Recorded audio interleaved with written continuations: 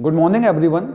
रसायन के कालांश रसायन की पाठशाला में हम अपने सभी व्यूअर्स छात्र छात्राओं का पुनः स्वागत करते हैं। बच्चों, हमारा जो अल्कोहल फिनॉल ईथर का अध्याय चल रहा था, उसका जो अंतिम टॉपिक है ईथर, इसके रासायनिक गुणों की चर्चा करनी है। बच्चों, ईथर के रासायनिक गुणों को हम दो कालांशों में पढ़ेंगे। पहले कालांश में इसकी OH बंध की रासायनिक अभिक्रियाओं की चर्चा करेंगे, जिसमें कार्बन ऑक्सीजन बंध क्लीवेज होगा। जो ईथर होगा उस ईथर का कार्बन ऑक्सीजन बंध CO बंध क्या होगा? विघटित होगा। कार्बन ऑक्सीजन बंध का क्लीवेज होगा। पहली ये अभिक्रियाएं पढ़ेंगे और दूसरी पढ़ेंगे हम इसमें होने वाली इलेक्ट्रोफिलिक सब्स्टिट्यूशंस रिएक्शंस, जो कि एरोमेटिक ईथर्स में होती है मुख्यतः। चलिए, रसायन विज्ञान के इस खूबसूरत से चैनल रसायन की पाठशाला में हम और आप मिलकर नई हेडिंग लगाते हैं, ईथर के रासायनिक गुण, जिसके अंतर्गत बच्चों पहला रासायनिक गुण पढ़ रहे हैं कार्बन ऑक्सीजन बंध के विघटन से होने वाली रासायनिक अभिक्रियाएं। आज सबसे महत्वपूर्ण अभिक्रिया पढ़ेंगे बच्चों इसकी, ईथर के टॉपिक की मोस्ट इंपोर्टेंट रिएक्शन पढ़ेंगे हम, रिएक्शन विथ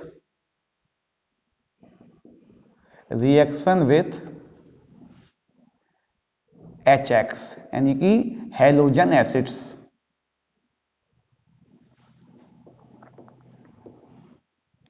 हम ईथर की रिएक्शन पढ़ रहे हैं हैलोजन एसिड से, ठीक है ना।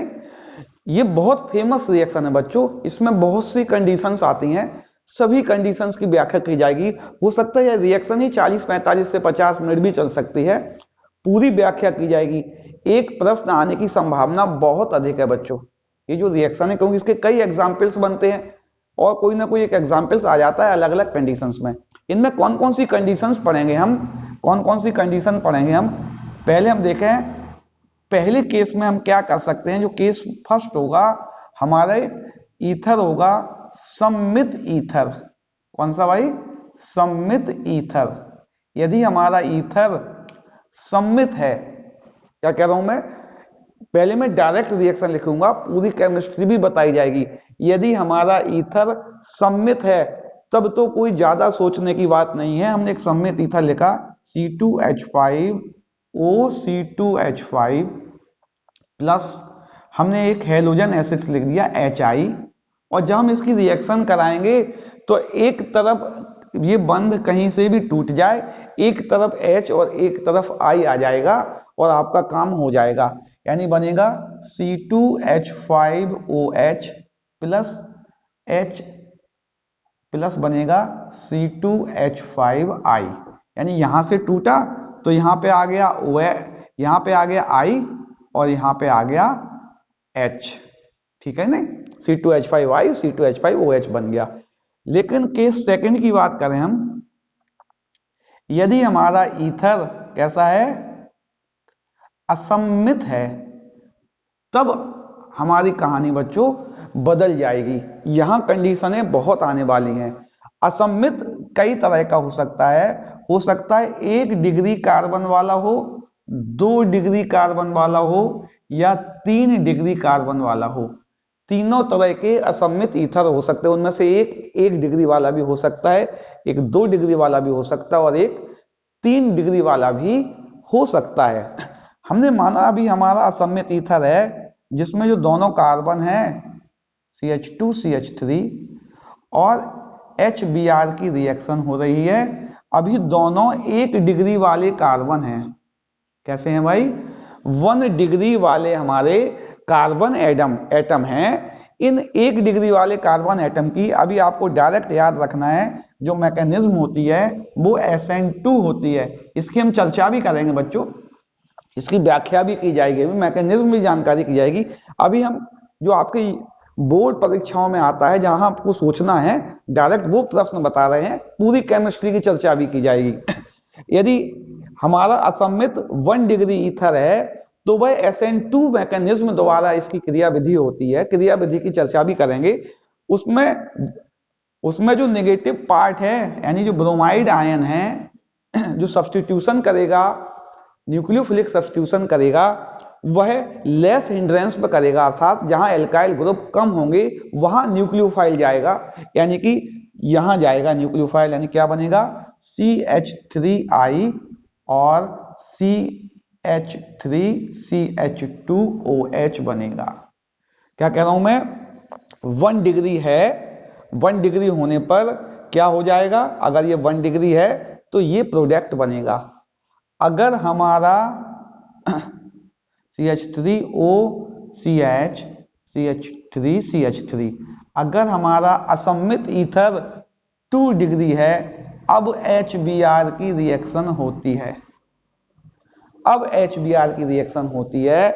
तो सामान्यतः बच्चों बुक्स में लिखा हुआ है, जो आपकी किताबें हैं उनमें लिखा हुआ है, उनके हिसाब से यह SN2 मैकेनिज्म द्वारा होगा। क्या कह रहा हूं मैं, जो बुक्स में लिखा हुआ है कि यह SN2 मैकेनिज्म द्वारा होगा, अर्थात जो सब्स्टिट्यूशन होगा न्यूक्लियोफिलिक, न्यूक्लियोफाइल अटैक करेगा लेस हिंड्रेंस कार्बन की साइड, जहां ऐसा कार्बन दोनों साइड का वह कार्बन जिसमें एल्काइल ग्रुप कम हो वहां न्यूक्लियोफाइल आएगा। जनरल की बात कर रहा हूं मैं, इसमें स्पेशल केस भी आने वाला है बच्चों, है ना, यानी कि जो ब्रोमाइड आयन आएगा वह यहां आएगा और क्या इसमें ये भी SN2 होता है, ये क्या बनेगा CH3I प्लस CH3CH CH3OH।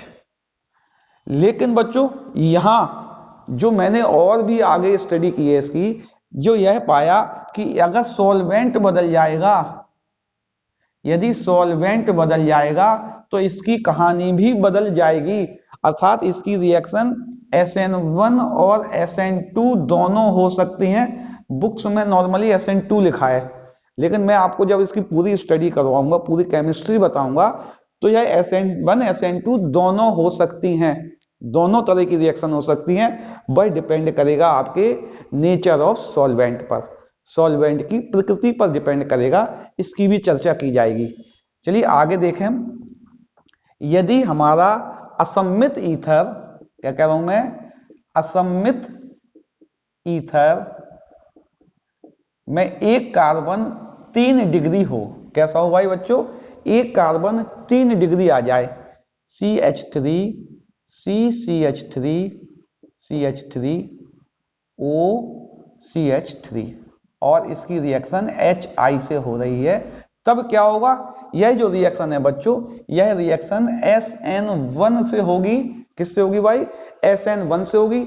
यहां पहले इंटरमीडिएट कार्बोकैटायन बनेगा, उस कार्बोकैटायन पर न्यूक्लियोफाइल अटैक करेगा, तो कार्बोकैटायन की स्टेबिलिटी 3 डिग्री 2 डिग्री 1 डिग्री होती है, अर्थात यानी कार्बोकैटायन की स्टेबिलिटी 3 to 1 होती है, यानी ये जो कार्बोकैटायन बनेगा वो 3 डिग्री बनेगा और ये 1 डिग्री बनेगा, अर्थात न्यूक्लियोफाइल जो आएगा वो यहां अटैक करेगा और CH3I बनेगा और यहां पे CH3OH बनेगा।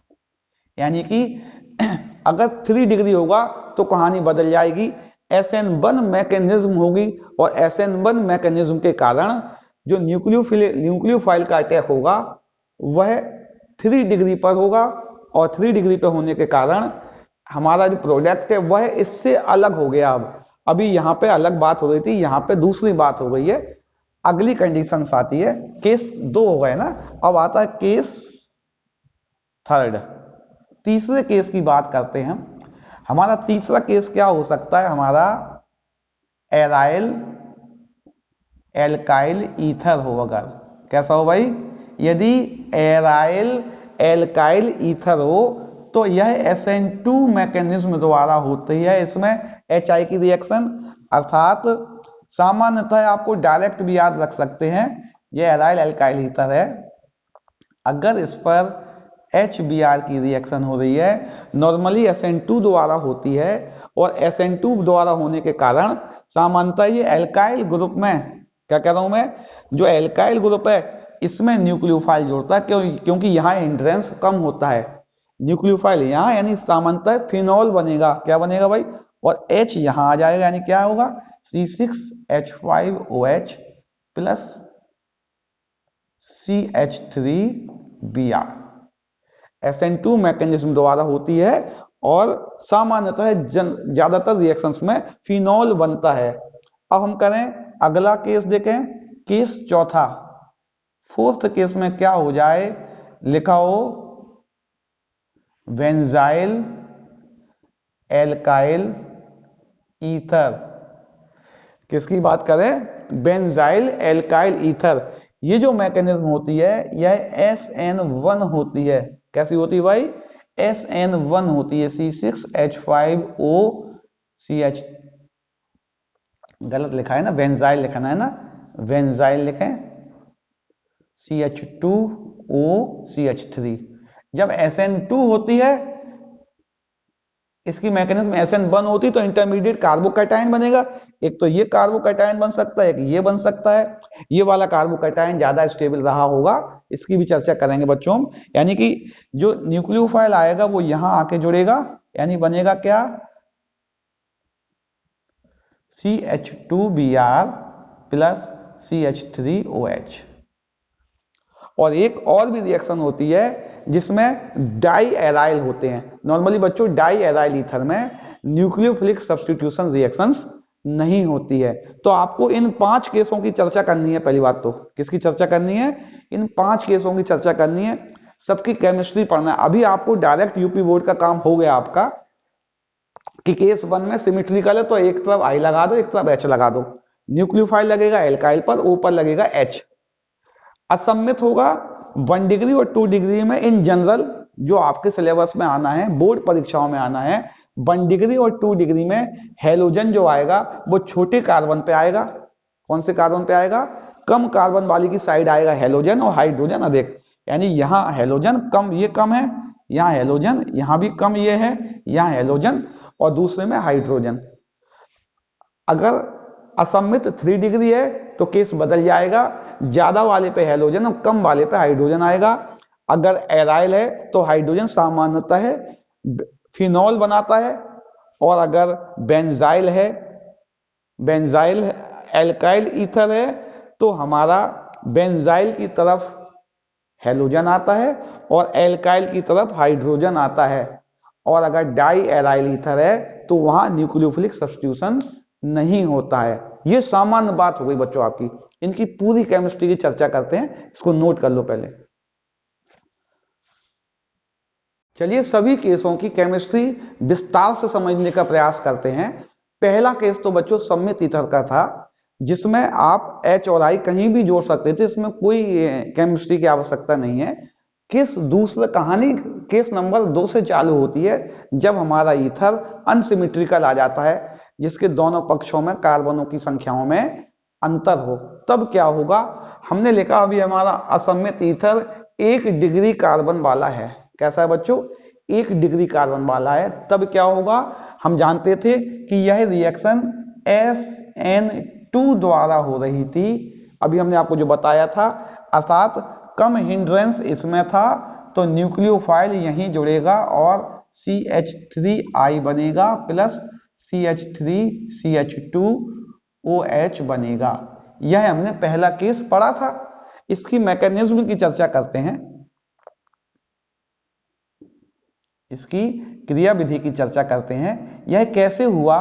सबसे पहले क्या होगा बच्चों, ये जो हमारा HI है, इस HI का आयोनाइजेशन हो जाएगा और यह H प्लस और I नेगेटिव बनाएगा और कहानी चालू हो जाएगी बच्चों, है ना। अब पिक्चर चालू हो गई है।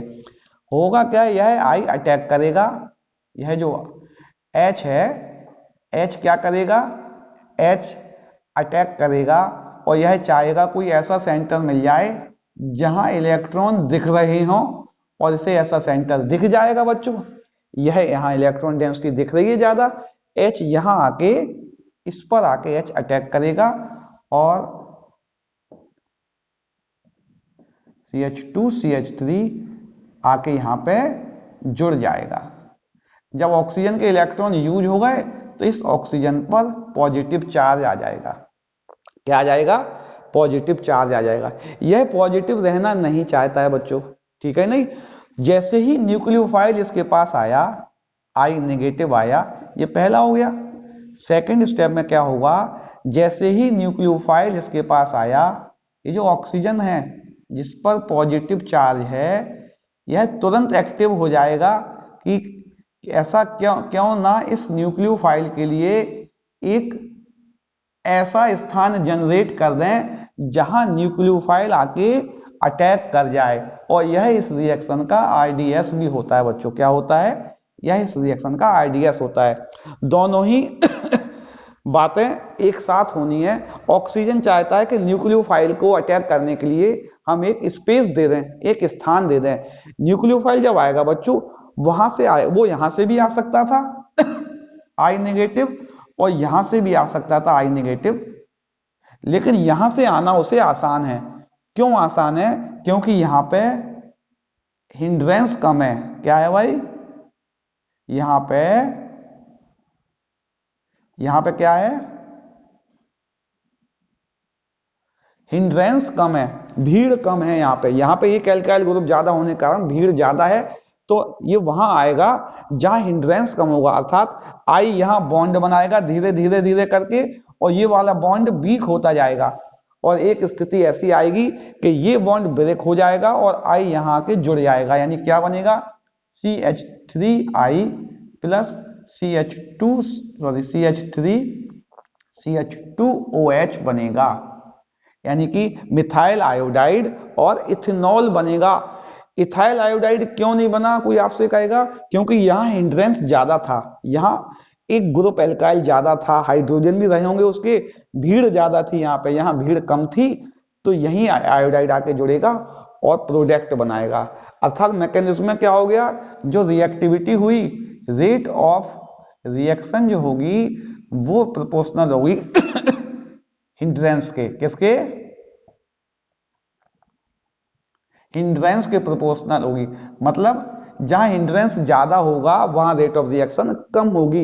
यानी न्यूक्लियोफिलिक सब्स्टिट्यूशन कहां ज्यादा होगा? जहां हिंड्रेंस कम होगा, जहां हिंड्रेंस कम होगा। तो ये बात आपको समझ में आ रही कि ये यहीं पे क्यों जुड़ा है, ठीक है ना।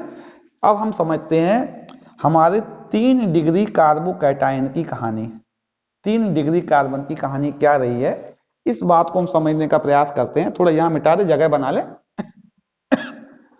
यदि हमने माना, पहला स्टेप तो वही का वही रहेगा बच्चों, हमारा कार्बन जो है वह 3 डिग्री वाला ईथर लिए हुए है, ये इस पर H प्लस ने अटैक किया।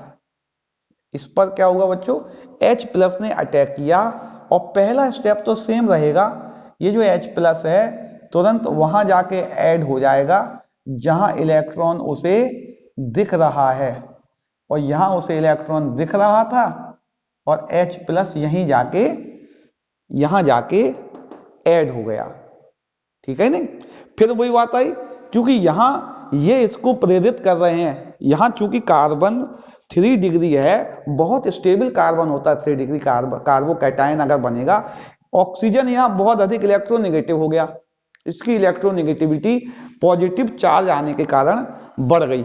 वैसे ही इलेक्ट्रोनेगेटिव था, वैसे ही बहुत ज्यादा ताकतवर था, किस पॉजिटिव चार्ज और आ गया तो इलेक्ट्रोनेगेटिविटी और बढ़ गई, इलेक्ट्रॉन लेने की भूख इसकी और बढ़ गई।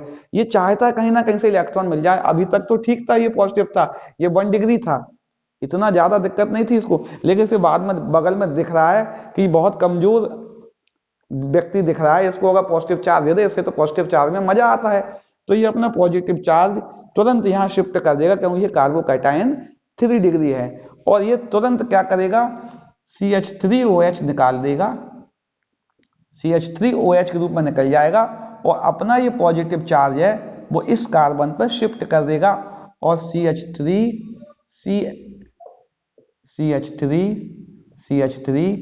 और प्लस आ गया। ये जो होगा यह इस रिएक्शन का RDS होगा, रेट डिटरमाइनिंग स्टेप होगा। सब्स्टिट्यूशन तो होगा, एक मॉलिक्यूल ने पार्टिसिपेट किया, यहां पे ये मॉलिक्यूल है, सब कुछ यही होना है, स्टेबिलिटी यही आना है, और CH3OH निकल गया। अब इंटरमीडिएट कार्बोकैटायन बन गया। क्या बन गया भाई? और 3 डिग्री कार्बोकैटायन पर क्या होगा, अगले स्टेप में न्यूक्लियोफाइल अटैक करेगा। क्या होगा? न्यूक्लियोफाइल इस पर अटैक करेगा, ये जो कार्बोकैटायन था इस पर न्यूक्लियोफाइल ने अटैक किया, और जब न्यूक्लियोफाइल इस पर अटैक करेगा तो तुरंत इस पर आके ऐड हो जाएगा। इस पर आके क्या होगा, तुरंत इस पर आके ऐड हो जाएगा और प्रोडक्ट बन जाएगा। अर्थात फाइनल रिएक्शन क्या हुई अगर हम देखें, CH3 का whole thrice COCH3 plus HI, reaction हुई है CH3 का whole thrice Ci plus CH3OH, यह रिएक्शन हुई है। अर्थात इस पर HI का जब एडिशन किया तो I 3 डिग्री वाले पे जुड़ा, जिसकी स्टेबिलिटी ज्यादा थी। अर्थात इसकी जो रेट ऑफ रिएक्शन है, रेट ऑफ रिएक्शन होगी स्टेबिलिटी ऑफ कार्बोकैटायन पर डिपेंड करेगी। इसको नोट कर लो बच्चों, यानी दो के इसमें 1 डिग्री हो गया और 3 डिग्री हो गया, ठीक है नहीं। इसकी पूरी केमिस्ट्री आपको समझ में आ रही है। इसमें SN2 मैकेनिज्म हो रही है, हिंड्रेंस तलाशेंगे हम, जहां हिंड्रेंस ज्यादा होगा न्यूक्लियोफाइल उससे अपोजिट साइड आएगा। ये SN1 द्वारा हो रही है, कार्बोकैटायन की स्टेबिलिटी तलाशेंगे, जहां कार्बोकैटायन स्टेबल मिलेगा हमारा न्यूक्लियोफाइल वहीं अटैक करेगा और वही हैलाइड बनाएगा, ठीक है ना। नोट करो, से मिटा के दूसरी हेडिंग लगाते हैं। चलिए हम देखते हैं जो हमारा जो कार्बन है ईथर का, वह 2 डिग्री है। कैसा है, अगर हमारा कार्बन असममित ईथर का कार्बन 2 डिग्री है तब क्या होगा। हमने लिखा, एक एग्जाम्पल लिखा, CH3 CH2O CH CH3 CH2 sorry CH3 लिख दिया। अब यह कार्बन, एक कार्बन यह 2 डिग्री आ गया, तो बच्चों इसकी 2 कंडीशंस हो सकती हैं। यह सॉल्वेंट पे डिपेंड करेगा। क्या कह रहा हूं मैं, रिएक्शन तो इसकी HI से ही हो रही है, लेकिन यहाँ पे नॉर्मली आपकी बुक्स में यह टॉपिक कम दिया रहता है, कुछ बुक्स में हो सकता है मिल जाए। ये HI की रिएक्शन जो होगी वह सॉल्वेंट पर करेगी यदि हमारा पोलर प्रोटिक सॉल्वेंट, कैसा, पोलर प्रोटिक सॉल्वेंट जैसे कि H2O होता है। यदि हमारी यह रिएक्शन पोलर प्रोटिक सॉल्वेंट की उपस्थिति में हो रही है तो हमारी रिएक्शन SN1 मैकेनिज्म द्वारा होगी और स्टेबल कार्बोकैटायन को तलाशेगा। न्यूक्लियोफाइल किसको तलाशेगा, स्टेबल कार्बोकैटायन को, और स्टेबल कार्बोकैटायन 2 डिग्री होने के कारण यही होगा। अर्थात न्यूक्लियोफाइल यहां आएगा, I यहां आएगा, और जब I यहां आएगा तो बनेगा CH3 CHI और CH3, और यहां पे C2H5OH बनेगा। I इस पे आएगा, क्यों, क्योंकि SN1 मैकेनिज्म द्वारा होगी। आपको याद रखना है जी, अगर हमारा सॉल्वेंट पोलर अप्रोटिक, पोलर तो है लेकिन वह प्रोटॉन नहीं देता, जैसे कि एसीटोन, ये क्या है, एसीटोन, यह हमारा पोलर अप्रोटिक सॉल्वेंट है। अगर यह रिएक्शन करेगा तो यह रिएक्शन SN2 मैकेनिज्म द्वारा होगी। किसके द्वारा होगी, सब बातों को बच्चों याद रखना है, बहुत छोटी छोटी बातें हैं, बहुत डीपली बातों को बताया जा रहा है कि आपका कोई क्वेश्चन चूके नहीं कंपटीशन में। अगर यह सॉल्वेंट है बच्चों, इस सॉल्वेंट में SN2 मैकेनिज्म होगी, अर्थात हमारा जो न्यूक्लियोफाइल है वो तलाशेगा लेस हिंड्रेंस, वो देखेगा भाई हिंड्रेंस कहाँ कम है, हम वहां जाके जुड़ेंगे, तो हिंड्रेंस तो यहाँ कम है, तो हमारा न्यूक्लियोफाइल यहीं अटैक करेगा। I नेगेटिव है, वो यहां अटैक करेगा। अब हमारा प्रोडक्ट बनेगा CH3 CH2I plus CH3 CH CH3OH। अर्थात जब हमारा पोलर प्रोटिक सॉल्वेंट है SN1 मैकेनिज्म होगी, हमारा जो न्यूक्लियोफाइल है वह कार्बोकैटायन तलाशेगा, स्टेबल कार्बोकैटायन तलाशेगा, और अगर पोलर एप्रोटिक सॉल्वेंट है तो SN2 मैकेनिज्म होती है।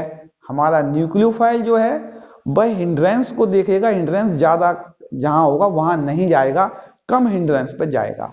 तो ये वाली बात हो गई। अब हम पढ़ते हैं अगला केस। हम अगले केस की बात करते हैं, जो तीसरा केस था जिसमें हमारा था एराइल एल्काइल ईथर। क्या था? Aryl alkyl ether. इसकी हम चर्चा करते हैं। इसमें क्या कहानी होने वाली है बच्चों? एक हमने एग्जाम्पल लिखा था, हमने आपको जो बताया था, हमने एग्जाम्पल लिखा था, ये मिथाइल फिनाइल ईथर था, इस पर HBr की रिएक्शन हुई, और HBr की रिएक्शन होने के कारण यह बना था फिनॉल। क्या बना था भाई? फिनॉल बना था, और CH3 आई गया था। ठीक है नहीं? यह रिएक्शन बच्चों सामान्यतः SN2 द्वारा होती है। किस मैकेनिज्म के द्वारा होती है? हमने आपको बताया था SN2 मैकेनिज्म के द्वारा होती है। होता क्या है, इसमें बात करना है, यह हिंड्रेंस देखेगी।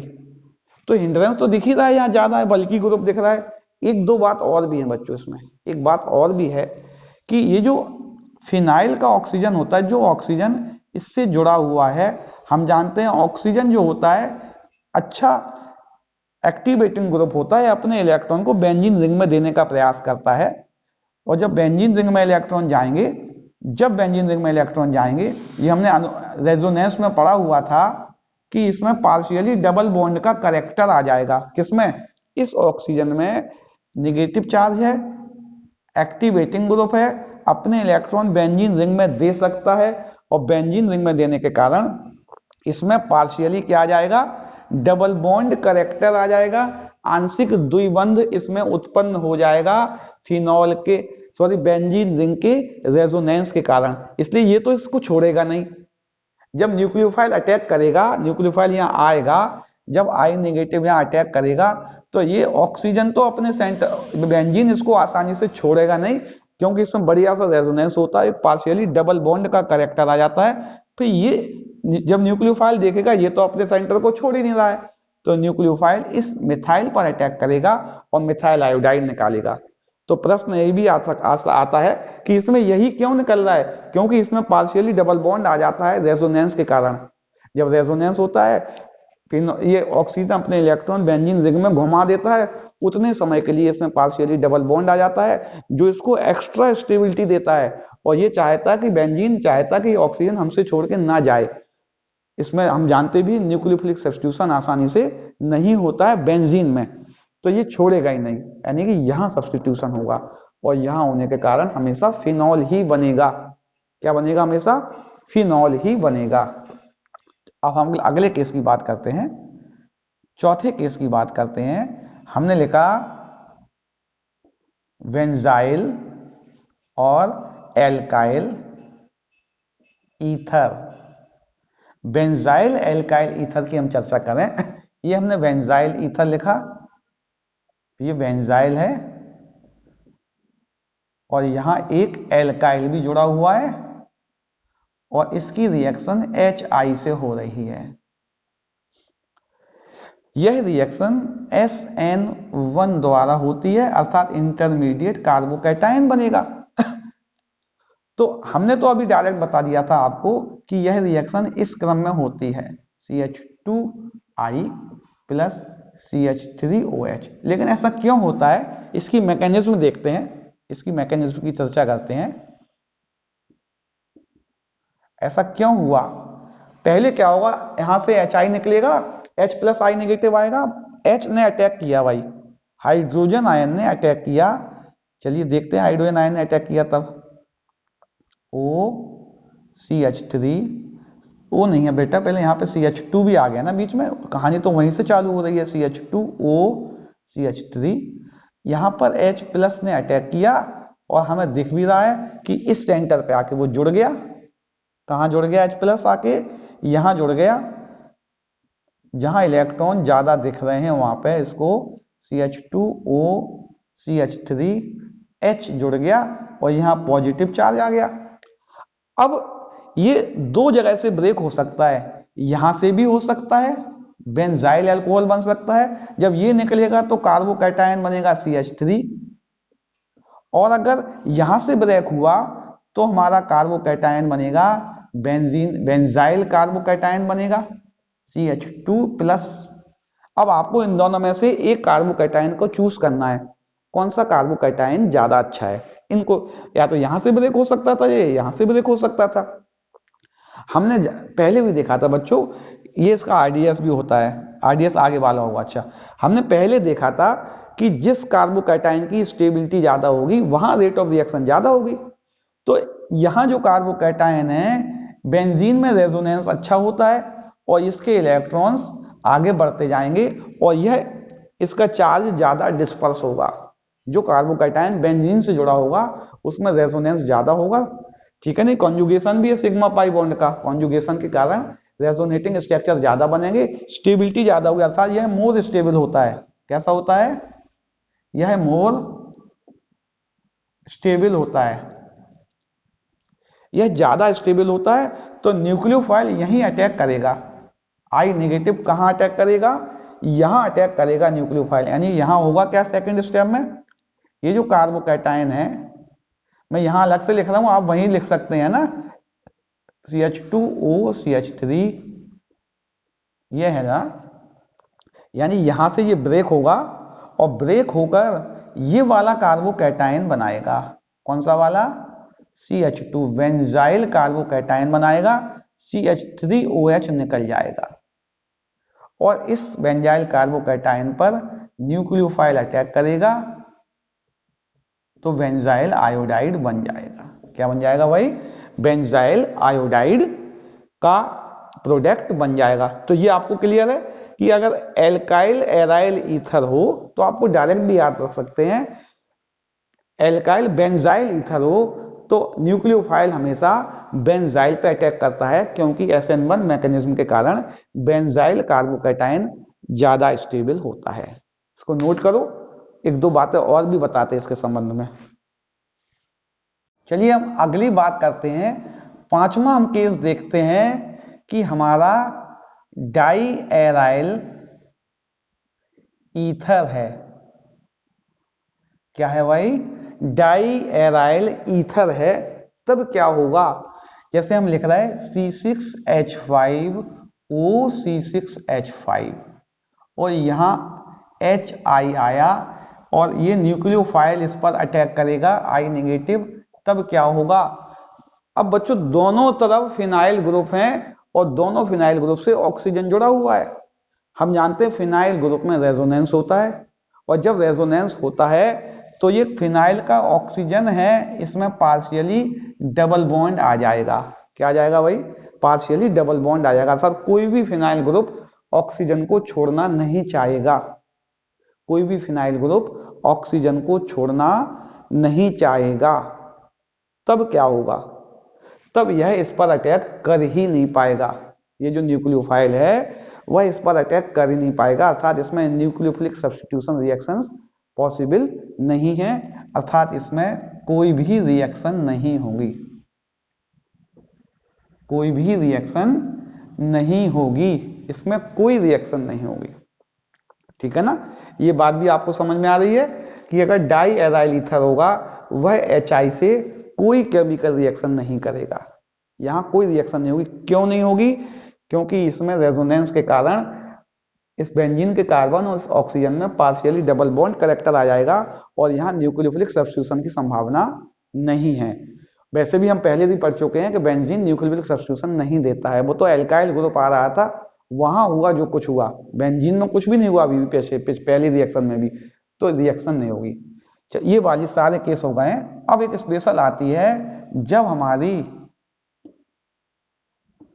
HI एक्सिस में हो। क्या हो?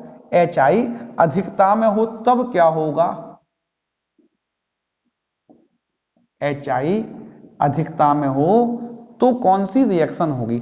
चलिए हम करके देखते पहले। C2H5O C2H5 हमने HI से रिएक्शन कराई, सिंपल यानी एक तरफ H और एक तरफ I, यानी C2H5I प्लस C2H5OH बनेगा। ये तो हम जानते ही है।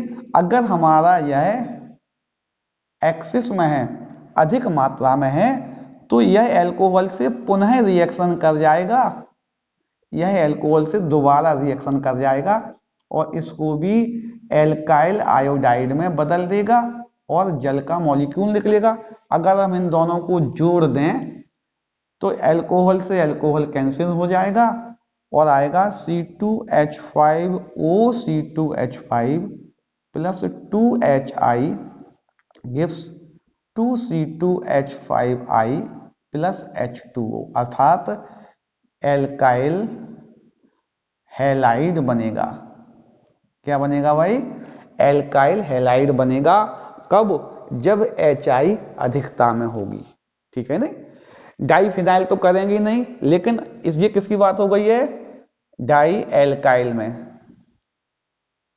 डाई एल्काइल ईथर की बात हो गई है ना, इसमें भी। अब हम कहें एल्काइल एराइल ईथर, अर्थात एक एल्काइल और एक बेंजीन ग्रुप है, उसमें ये रिएक्शन करा के देखें HI एक्सिस की। हमने लिखा C2H5O C6H5 प्लस HI। ये तो हम पहले से ही जानते हैं बच्चों, ये SN2 मैकेनिज्म द्वारा होती है। हिंड्रेंस कम देखती है, यहाँ हिंड्रेंस कम है तो न्यूक्लियोफाइल यहाँ आएगा, यानी बनेगा C2H5I प्लस C6H5OH। और जब इस फिनॉल की HI से रिएक्शन कराएंगे तो कोई भी रिएक्शन नहीं होगी, क्योंकि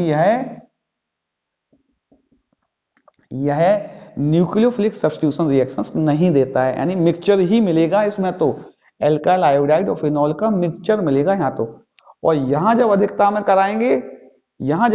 कराएंगे तो पूरा एल्काइल हैलाइड मिल जाएगा, और यहाँ एल्काइल हैलाइड और फिनॉल का मिक्सचर मिलेगा, क्योंकि फिनॉल आगे न्यूक्लियोफिलिक सब्स्टिट्यूशन नहीं देता है। जो भी कुछ होगा वो एल्काइल ग्रुप में होगा, ये वाली बात हो गई। और अगर हम कहें डाई एराइल ईथर, ये तो हम बता ही चुके थे अभी, डाई एराइल ईथर ये तो रिएक्शन करते ही नहीं है, हमने पहले ही बता दिया है, ये तो रिएक्शन ही नहीं करते।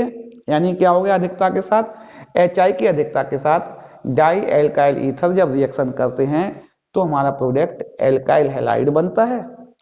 और जब एराइल एल्काइल ईथर रिएक्शन करते हैं तो प्रोडक्ट में फिनॉल और एल्काइल हैलाइड का मिक्सचर प्राप्त होता है। और यही रिएक्शन जब डाईफिनाइल ईथर में होगी तो कोई रिएक्शन ही नहीं होगी। ठीक है ना? अब हम पढ़ना है लास्ट बात, इसकी अंतिम बात पढ़नी है कि हमें पढ़ना है ऑर्डर ऑफ रिएक्टिविटी पढ़ना है हमें। किसकी? HCl, HBr और HI की। इनमें रिएक्टिविटी किसकी ज्यादा रही होगी? हम जानते हैं सबसे बेटर लिविंग ग्रुप आयोडीन होता है, आयोडाइड होता है, क्योंकि इसकी साइज बड़ी होती है और लो BDE होती है, लो BDE बॉन्ड डिसोसिएशन एनर्जी इसकी लो होती है। अर्थात HI, HBr और HCl के ऑर्डर में रिएक्शन होगी। कौन सी वाली? हेलोजन एसिड्स की रिएक्शन होगी, वो इस ऑर्डर में होगी, या ऐसे भी लिख सकते हैं सबसे अच्छा न्यूक्लियोफाइल I नेगेटिव, उसके बाद Br नेगेटिव और उसके बाद Cl नेगेटिव। अर्थात न्यूक्लियोफिलिक सब्स्टिट्यूशन सबसे पहले इससे होगा। किससे होगा? आयोडाइड आयन से होगा, ब्रोमाइड से होगा, क्लोराइड से होगा।